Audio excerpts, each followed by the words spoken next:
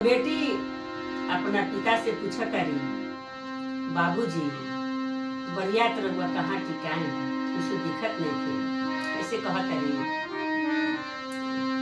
कि बाबा ना देखू बाबा बगीचा, बाबा ना देखू बाबा बगीचा, बाबा ना देखू घने फुलवारी कहाँ रे डाला उतरी, बाबा ना देखू घने फुलवारी कहाँ रे डाला उतरी।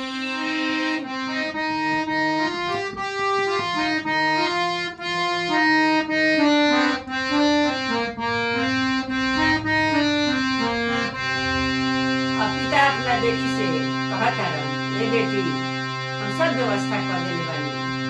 हाँ बेटी ला देबो बाबा बगीचा, बेटी ला देबो बाबा बगीचा, बेटी